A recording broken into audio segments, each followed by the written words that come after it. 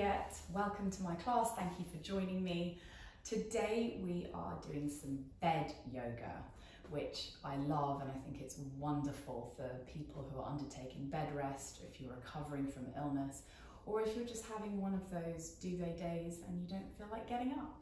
So surprise, surprise, we're going to start lying on our backs, making sure that you've got some pillows nearby to hand. Palms facing up, toes flopping out, connecting with the breath, noticing what the breath is doing. It's a good indicator of what's going on for you at the moment. Noticing if it's stifled, if your heart rate is going at a pace. Just becoming aware and noticing. And maybe trying to encourage some consistency with your breath. Some uniform between the inhalations and the exhalations. Breathing in, breathing out. Slowing the breath down if you can. It should stimulate the parasympathetic nervous system, helping to unwind and encourage that nice rest and digest feeling in the body. Then when you're ready, slowly bringing that right knee into the chest, interlacing the fingers under the right thigh or on the outside of the right knee, bringing the right knee in towards you beyond the right armpit. Now careful, if there's any pinching or discomfort here in the right hip, then just ease off a little bit. Just massaging that hip.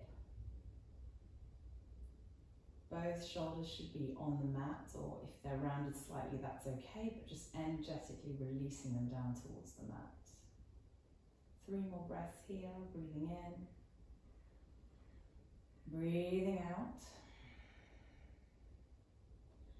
Trying to elongate the back of the neck, so bringing the chin in towards the chest to create a bit more space between the vertebrae and the cervical spine and the back of your neck.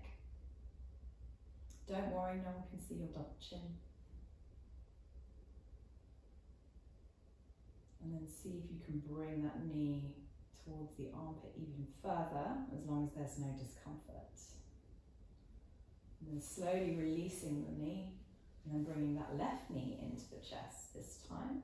So you're not bringing it directly into the chest, but beyond the chest, in towards that left armpit.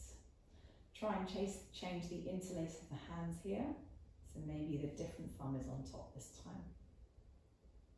You can always interlace underneath the knee on the left thigh if that's easier for you, if you're not reaching too far, not having to reach too far. Breathing in and breathing out. Some yogis call this wind removing pose. Guess why? This movement stimulates the ascending colon and descending colon. There you go. It can come in quite useful sometimes. Then releasing that left leg and then bringing the soles of both feet to the mat, kind of where your knees are, as a guideline. And then flexing the right foot, placing the right ankle on top of the left knee. This may be enough for you here. You may be working on moving that right knee away from you, just using your own strength in the leg, not your hand.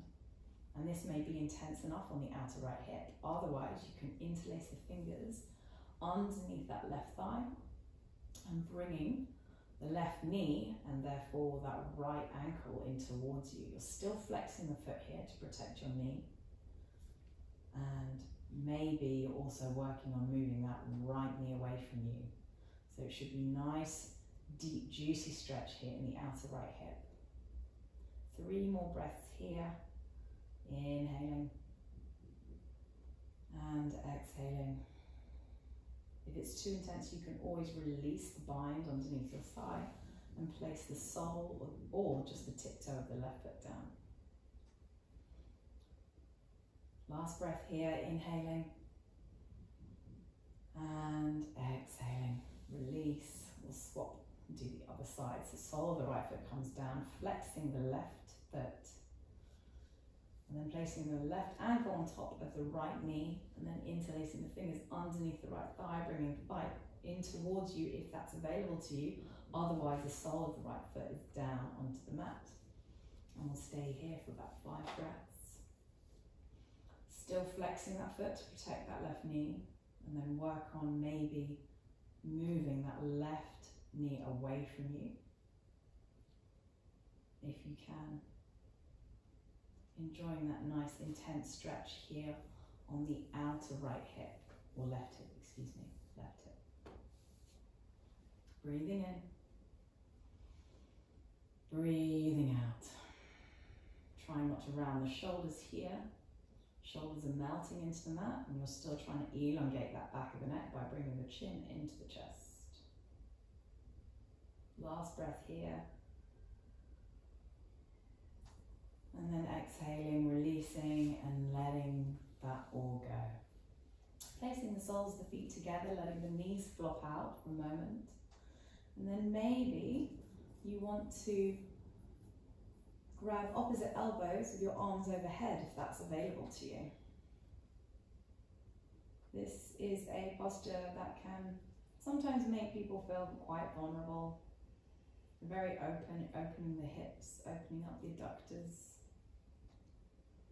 The weight of the knees should allow a nice stretch of those adductors, the muscles on the inner thighs.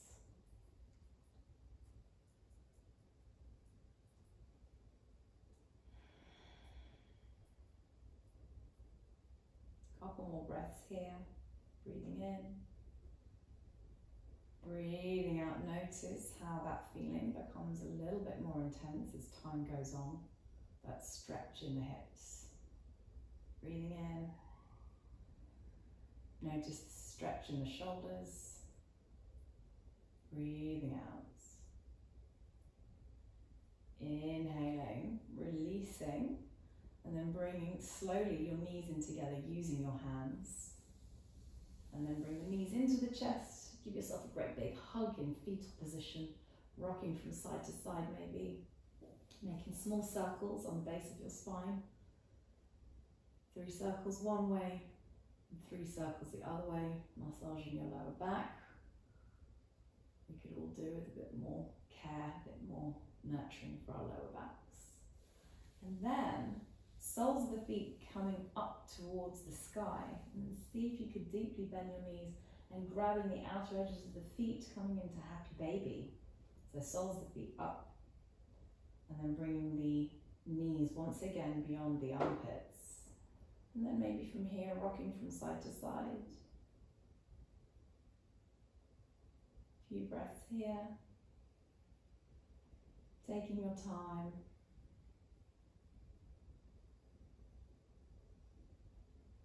Notice if there are any niggles or areas of stiffness or tension. Give yourself a bit of a massage if that feels good. And then when you're ready, releasing the feet. And then giving yourself a nice overhead stretch. And then from here, we're sending our hips to the right and our arms and legs to the left. So we're creating a crescent moon shape with our body. Okay, so hips moving to the right, but feet and arms moving over to the left. So you may want to grab your right arm with your left wrist, with your left hand rather, and then cross your right ankle over your left to increase that intensity. And then here, just relax. You're not taking part in an active stretch. It's quite passive here. So this right shoulder is sinking down in towards the mat.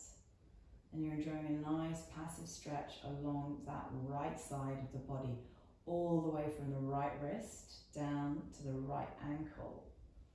The most intense places should be around the side of the right rib cage and the right front hip. You're stretching the side body, the intercostal muscles, those muscles in between your ribs.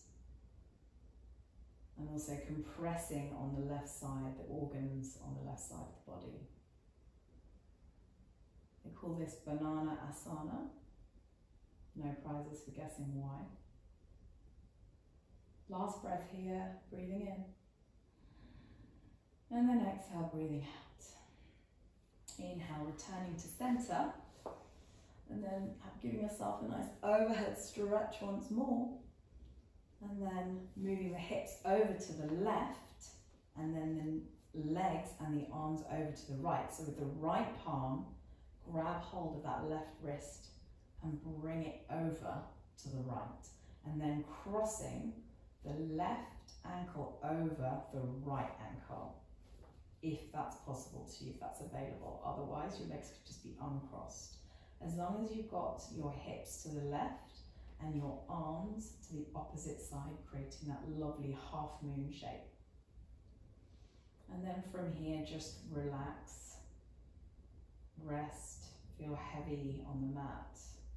And notice how this side might feel different than the other side. Now both sit bones should be felt on the mat. You shouldn't have one buttock, your left buttock, lifted.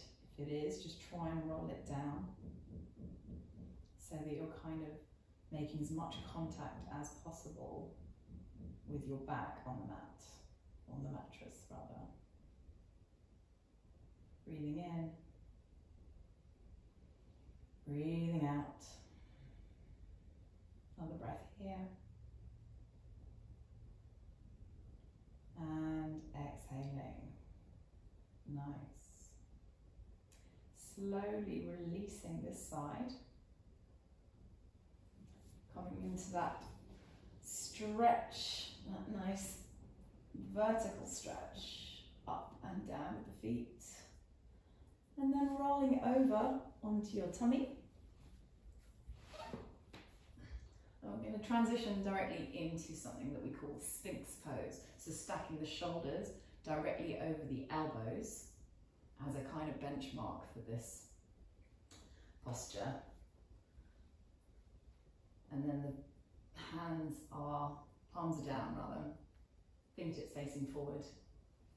And then you're just gently reaching out of the chest, pressing the palms down and reaching the chest forward and up, lifting out the shoulders. Trying not to hunch too much into the shoulders, but just something neutral. So you're not working too hard to lift out. Something neutral, but if you're sinking into the shoulders just a little bit, that's absolutely fine. If this is a bit uncomfortable for you, or you have weaknesses in your arms or in your shoulders, you can also take some pillows here, bring them in towards you, and then rest your chest and your arms on some pillows, and you can really build up the amount of pillows that you use to get a bit more depth here in the back bend, which is what we're aiming for here. We're targeting a nice, gentle, passive back bend. Also from here, whether you're resting in a bit more with a support, or whether you're on your arms, it's quite an interesting idea to squeeze the glutes. And then by doing this, as you exhale, really releasing them, notice whether you were holding on to any tension in your low back and in your glutes. Like we often squeeze our glutes to support the lower back, which is kind of a natural evolutionary thing to do. But right now, in order to feel the full benefits of this posture, it's really important to try and release the glutes so that we get a nice deep stretch in the lower back, but it's very much supported. Our pelvis is on the mat, so we're not going to overstretch it. So you can feel moments of slight vulnerability in the lower back, but your lower back is very safe here. So reaching up and out here, maybe gazing towards the tip of the nose, maybe closing the eyes for the last couple of breaths.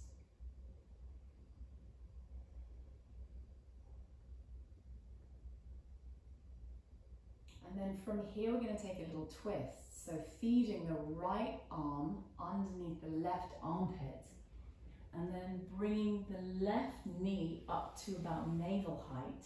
So bending the left knee, and then spinning this chest open so the chest is facing up towards the sky.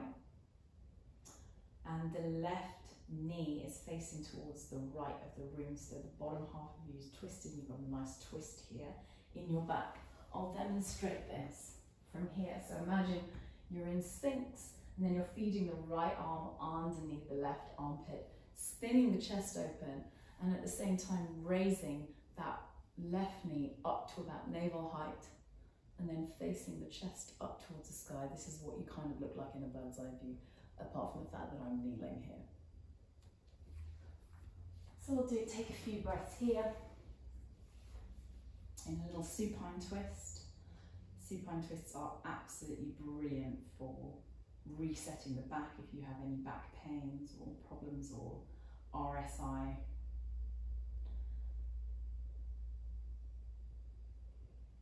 And for the last couple of breaths, to go a little bit deeper, you have the option of bending the right knee. So bring the right heel into your right butt cheek, and then grabbing hold of that right foot with the left arm. This should deepen the twist a little bit. Yogis call this cat pulling its tail. And here the shoulder, the arm should be doing a little bit of work, and you might be enjoying a nice stretch in the right hip flexor and a bit more of an intense, deeper stretch here in the back, diagonally. Last breath here, breathing in and breathing out. Inhaling. And then twisting, surrendering a bit deeper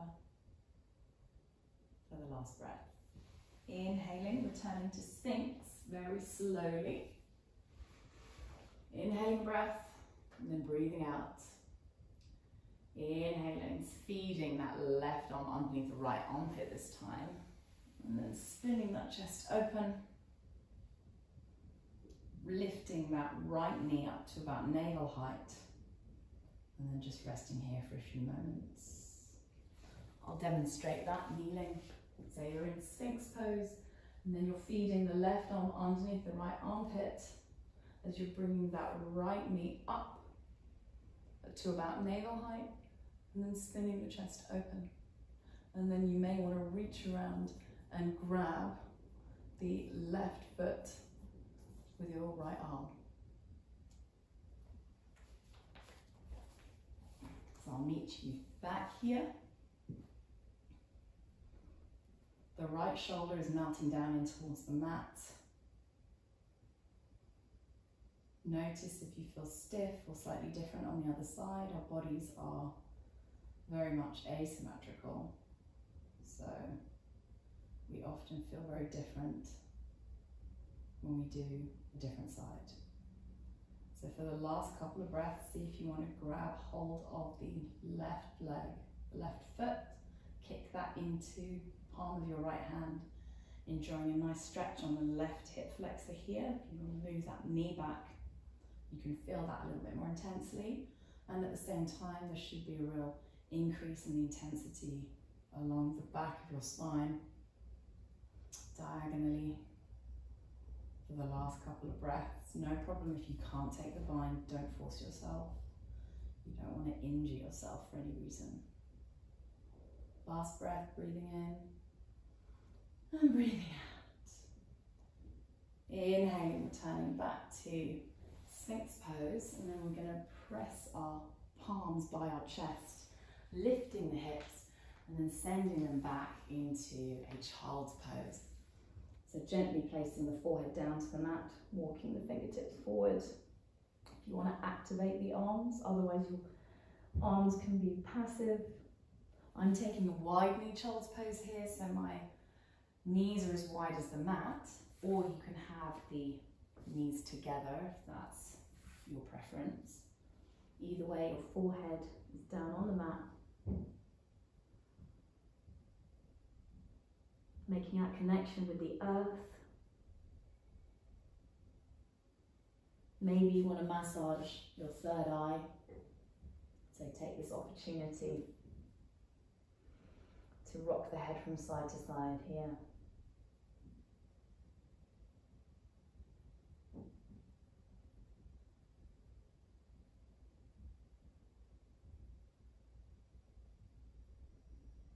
Sinking the hips down low, dipping the chest, feeling grounded and anchored. One last deep breath here. Exhaling, let it go. And then to finish up the practice, I'm going to suggest a little inversion. So hopefully your bed is near a wall. It's very rare that you have the bed right in the middle of the room. So if it's near a wall, just bring the hips in towards the wall and then bring the legs up overhead for a nice little inversion here. You may want to stretch out and bring apart your legs to stretch the adductors here, if you'd like. Otherwise, just bring the legs together. You may want to have a cushion underneath your hips just to elevate them a bit more comfortable here. Totally up to you. Any furniture will do. If you're on the floor, a chair maybe, you can bend your knees and put your ankles on a chair.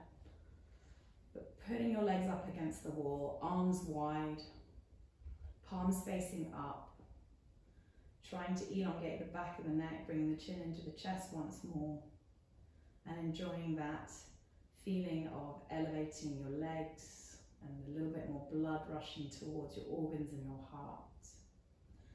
And I suggest you stay here for about 5 or 10 minutes if you can.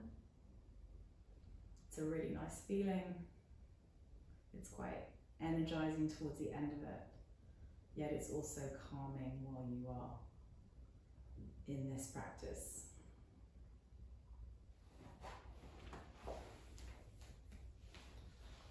And then maybe taking a few moments rest and being careful to get up really, really slowly, because you might feel a little bit dizzy, and enjoying the rest of your day. Namaste.